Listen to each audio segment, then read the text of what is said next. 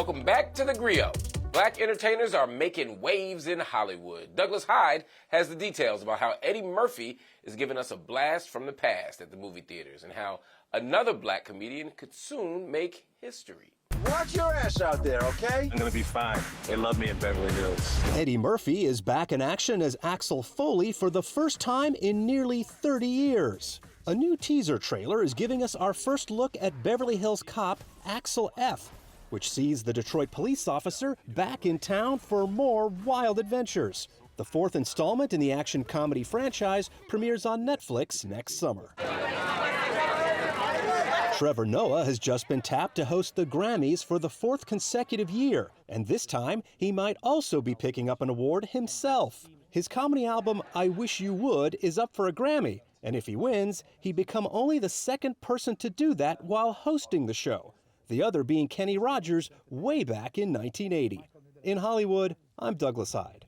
We love it when black people are spotlighted for the incredible work they do, and my next guest is no exception. This year, Tennessee native Juanita Ingram became the first black woman to be named Mrs. Universe. The attorney, filmmaker, and TEDx speaker is using her platform for more than just pageantry. Ingram wants to advocate for others, she wants to inspire those who decide to make a life pivot, and she wants to convince black Americans to consider a new way of life by exploring living outside the country. And she puts the roadmap in her new book. It's called Navigating Change, Embracing the Unknown and Finding Purpose. Mrs. Universe 2022-2023, Juanita Brown Ingram joins me right now on the Grio.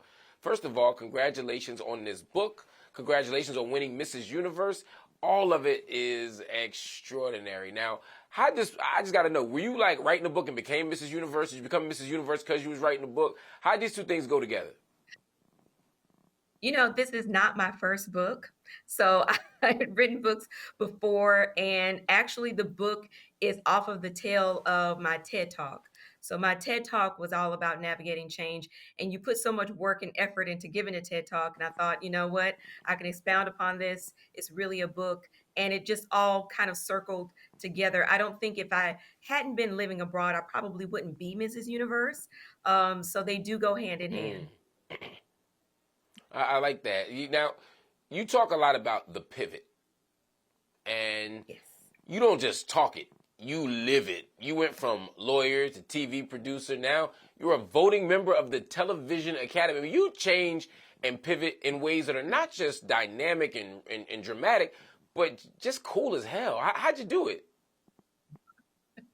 You know, it's all about planning and one, giving yourself permission to pivot. I think a lot of times, especially coming from a traditional industry or a traditional discipline like being a lawyer, sometimes we put limits on ourselves. Sometimes other people put limits on us. When I first moved, a lot of people questioned me. They thought I was crazy. I am what the industry considers to be a trailing spouse. So it was my husband's job that technically moved us abroad. And I was assistant general counsel at a company at the time.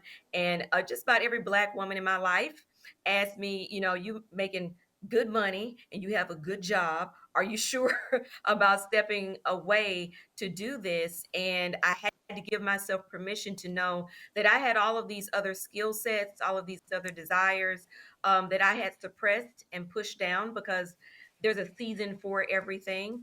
And I think that allowing myself and giving myself permission to pivot, to plan, to plant myself in a different way and to explore the full dimensional aspect of who I am allowed me to make that pivot. And then I'm trying to help other people to navigate this change. I've been an expat now for 10 years.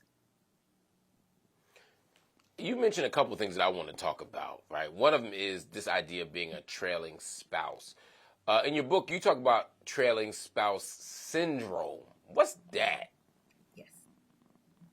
You know, I didn't even know what that was until I started creating my own show, and I had to research that as a storyline because no one talked to me about it. And I researched it. It is actually a clinical diagnosis. It is, some people call it trailing spouse depression, some people call it trailing spouse syndrome, but it's really just a loss of identity. When you move, and you can become a trailing spouse even if you move domestically, you don't have to move abroad.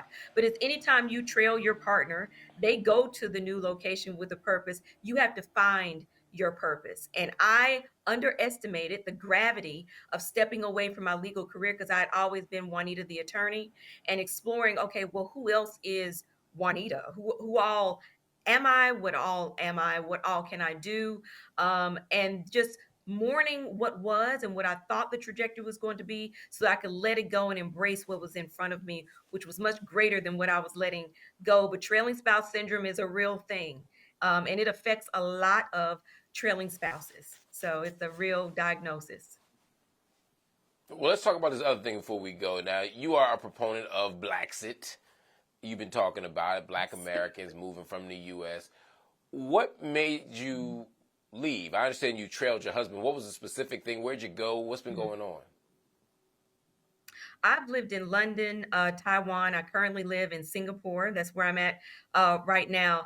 I think, at times it becomes exhausting to be Black and be an American. I'm an advocate for doing what is right in the right season. Living abroad is not for everyone, but sometimes it is the right time to take a break. We have a history of Black people, everyone from Frederick Douglass to Tina Turner to Maya Angelou to Felicia Rashad, that have taken a break, expound their horizons, allow for different cultures to allow them to have a break. Sometimes it's exhausting being Black in America, and I wanted Black people to know that they have options. So I created the show, I wrote the book. I wanted to really highlight this space of being an expat, which is really short-term and seasonal, and showing how that affects how we live, how we thrive, how we go from survival to thriving, and how it is an option. Wow, your book does amazing work. You've also done work in the community. You've been involved with Dress for Success, helping folk get on track with their clothes and with professions. I mean, you've done so much, and it's extraordinary.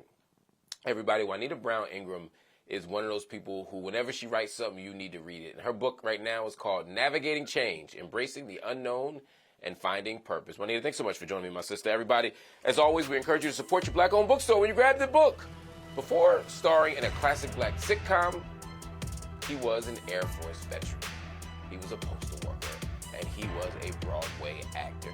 Can you guess the actor I'm talking about? Well, think about it, and I'll tell you who it is right after this break. 3 seconds left, and with the long jumper's good! Defense, energy, effort, and toughness is our motto. Whoa, what an alley-oop!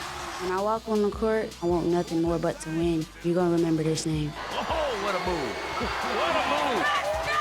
I don't sit up here and just blow smoke. We are the best team. We know it. We believe it. And we prepare every day. On HBCUGO.TV or download the new mobile app